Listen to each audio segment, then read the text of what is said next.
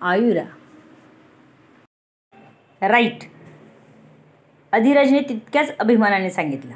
इथून पुढे.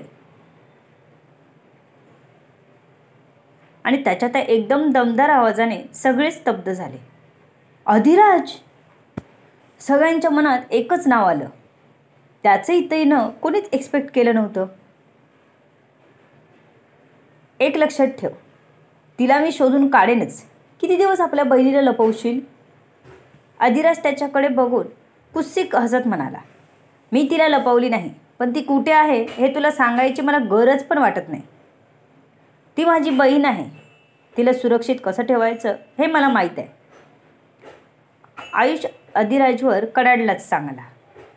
तिला माझ्यापेक्षा सुरक्षित कोणीच ठेवू शकत नाही. राहिला प्रश्न तू तुझ्या बहिणीला सुरक्षित ठेवायचा, तर आधी तू स्वतःला सुरक्षित ठेव. मला तुझा जीव घेण्यात इंटरेस्ट नाही. भिडायचं असेल तर समोर येऊन भिडेन मी, अधिराज म्हणाला आणि जायला निघाला. म्हणजे ते तुम्ही नव्हता, मग कोण होतं? आयुषला प्रश्न पडला होता. आपल्याला मारायला येणारा अधिराज नव्हता तर मग कोण होता? शोध म्हणत आयुषच्या पाठीत थोपटत तो बाहेरही निघाला. तुम्हाला कसं माहीत? तरीही त्याला आयुषने विचारलंच. तसा अधिराजने एक गुड स्माईल दिलं. निधीचा शोध घेताना अधिराज एवढं बोलला आणि निघून गेला. पण पुन्हा वळून त्याने ह्यावेळी आयुराकडे लक्ष दिलं. ती खरंच सुंदर दिसत होती. आयुषच्या रंगात रंगलेली पूर्ण स्त्रीचं सौंदर्य काय असतं हे तिच्याकडे बघून कळत होतं. तिला बघून निधी मात्र फिकी वाटू लागली त्याला. तिच्याबद्दल वाटणाऱ्या भावना फिक्या वाटल्या. आयुराचा तो निरागस वाटणारा चेहरा बघून त्याला आपल्या हृदयात होणारी धडधड अजून जोरात जाणवू लागली. आणि हृदयात एक वेगळीच भावना उमलली, जी याआधी कधीच नव्हती. निधीसाठीचा शोध व्यर्थ वाटू लागला आणि आयुरासारखं सौंदर्य फक्त त्याच्यासाठीच आहे असं वाटू लागलं. तिच्या जवळ येत चुकीच्या माणसाच्या हाती आलीस तू, विचार कर म्हणत तो निघून जाऊ लागला. पण त्याचे पायच निघेनात. आपल्यासोबत या समोरच्या मोहक स्त्रीलाही आपण घेऊन जावं अशी तीव्र इच्छा त्याच्या मनात दाटून आली. तसे भाव चेहऱ्यावर न दाखवता तो तिथून निघून गेला.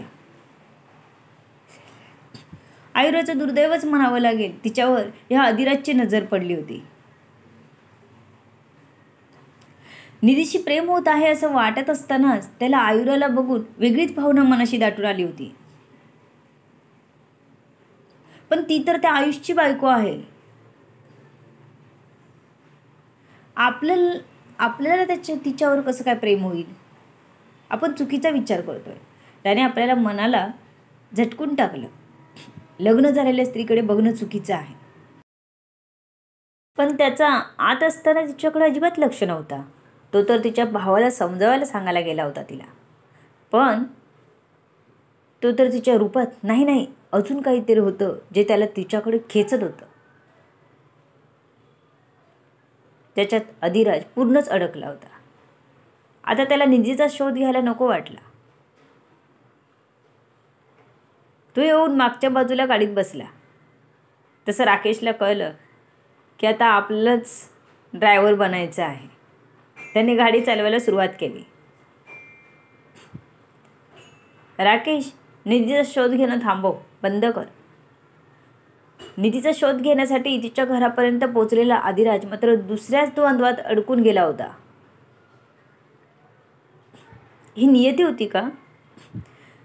निधीच्या शोधात इथपर्यंत आणून त्याला आयुराचं दर्शन घडवणारी? आयुरा मात्र या होऊ घातलेल्या भीषण संकटाबाबत अनभिज्ञ होती.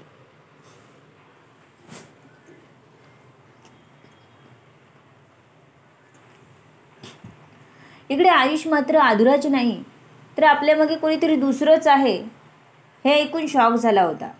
कारण अजूनपर्यंत फक्त त्याचं मनाला शक्यता वाटत होती की कोणीतरी त्याला मारण्याचा प्लॅन केला असावा. पण आता ती शक्यता खात्रीत बदलली होती.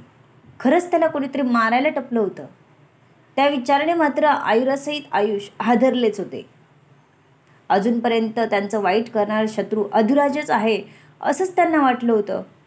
पण जेव्हा अधिराजनेच त्यांना तो हे करत नसल्याचं सांगितलं, तेव्हा हा छुपा शत्रू कोण हा प्रश्न पडला होता त्यांना.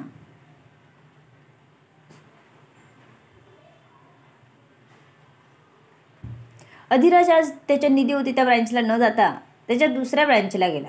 आल्यापासून तिकडे गेलाच नव्हता. तिथे भरती झालेल्या नवा स्टाफ त्याने चेकसुद्धा केला नव्हता. काम करता करता सहज त्याचं लक्ष काचेतून समोर दिसणाऱ्या डेस्कवर गेलं आणि त्याला वाटलं आपण स्वप्नच बघत आहोत. हे कसे शक्य? तो मनाशीच पुटपुटला. आपण एवढं तिच्या अधीन झालो की सगळीकडे तीच दिसायला लागली आपल्याला. त्याने डोळे चोळले. नाही नाही, हा आपला भ्रम आहे. त्याने आत जाऊन तोंडावर सपासप पाणी मारून घेतलं. कॉफी मागवली. पुन्हा बाहेर येऊन बघितलं तर तिथे त्या सीटवर कोणीच नव्हतं, रिकामी होती. थँक गॉड, तो पुन्हा मनाशीच म्हणाला. त्याचवेळी त्या सीटवरची व्यक्ती उठून बाजूला गेली होती. त्याने पुन्हा आपल्या कामात लक्ष घातलं. हा काय विचित्र प्रकार आपल्याबरोबर घडला म्हणून तो विचार करतच काम करत होता की त्याचं पुन्हा त्या डेस्कवर लक्ष गेलं तर ती तिथेच होती. व्हॉट? तो स्वतःशीच बडबडला. तो कोणाला नाही दिसला तरी त्याला सर्वजण दिसत होते. Rakesh, come here. तो मोठानेच ओरडला. त्याला आपल्या डोळ्यांवर विश्वासच बसत नव्हता.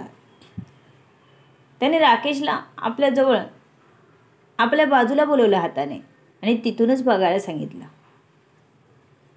तुला इथून काय दिसतंय? त्याने राकेशकडे बघत विचारलं. मला तिथे लेडीज बसलेली दिसते. ती निधी मॅडमची वहिनी बहुतेक. राकेश तिकडे बघून एक एक शब्द बोलत होता. काय? तू कोणाला विचारून तिला ठेवलंस इथे जॉबला? अधिराज त्याच्यावर ओरडलाच तसा राकेश घाबरला. सर, आपण नव्हतो इथे. आपल्या मॅनेजरनी जागा भरली आहे, राकेशने सांगितलं. What a coincidence. तो राकेशकडे बघत पुटपुटला. सर, त्यांना आपण काढून टाकायचं का? राकेशने विचारलं. म्हणजे नेमकं आपल्या बॉसच्या मनात काय आहे हे त्याला तरी माहिती नव्हतं. नो नो, करू दे का. त्याला तसा काही प्रॉब्लेम नव्हता. फक्त त्याला वाटलेलं की त्याला तो भ्रम आहे. पण आता क्लिअर झालं होतं की तो भ्रम नसून ते खरोखरच तिथे आहे. अजून एक आयुष्यात ट्विस्ट होता. खरं तर ही कंपनी त्याच्या आईच्या नावाने भारतीच्या नावावर होती. भारतीय एंटरप्राइजेस नाव होतं तिचं. बाकीच्या ब्रँचेस ह्या एकाच नावाने ओळखल्या जायच्या, वेदांत ग्रुप.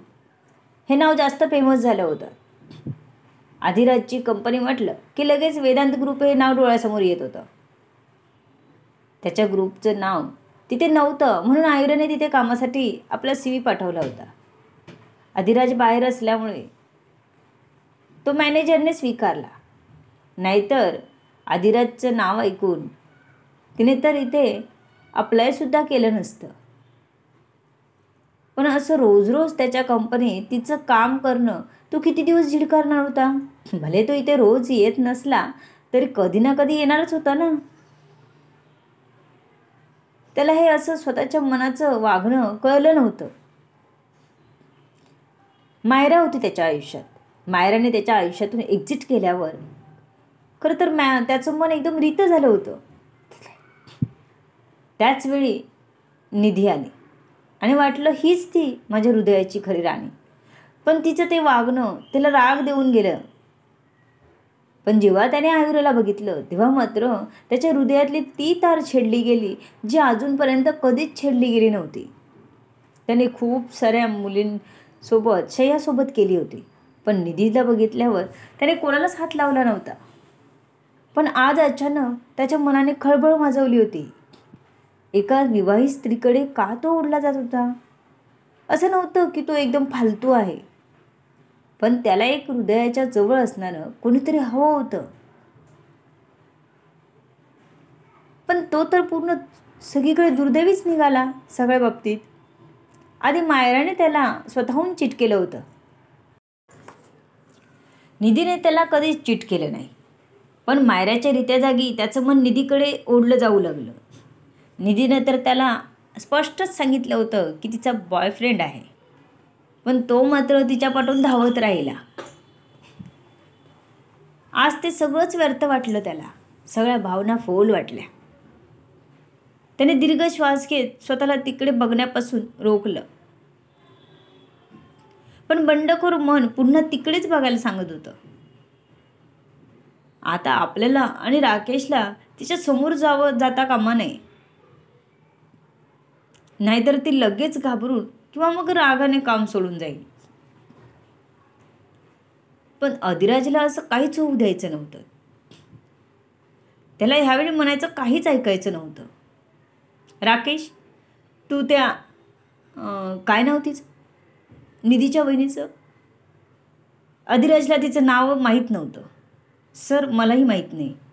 आपण घरी गेलो तेव्हा फक्त आयुषसोबत होती, म्हणून मला कळलं की ती निधीची वहिनी आहे. मी चेक करून सांगतो तुम्हाला, राकेश म्हणाला. 1 मिनिट, तू तिच्यासमोर जाऊ नकोस. ती घाबरून किंवा रागाने काम सोडून जाईल. अधिराजने राकेशकडे बघत सांगितलं.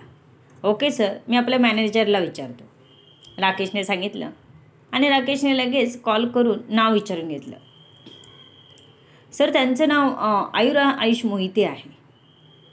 राकेशने तिचं पूर्ण नाव सांगितलं आणि अधिराजला तिथे आपलंच नाव असावं असं झटकन विचार चमकून गेला.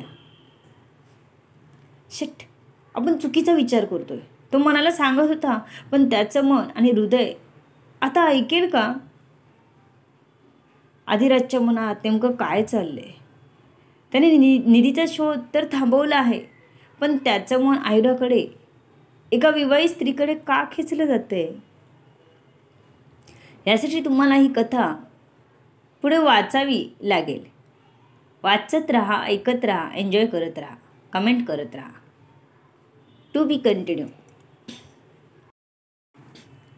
सर्व गोष्टी जाणून घेण्यासाठी पुढील येणारे भाग वाचायला आणि ऐकायला विसरू नका. तुमच्या अमूल्य प्रतिसादाची आतुरतेने वाट बघते.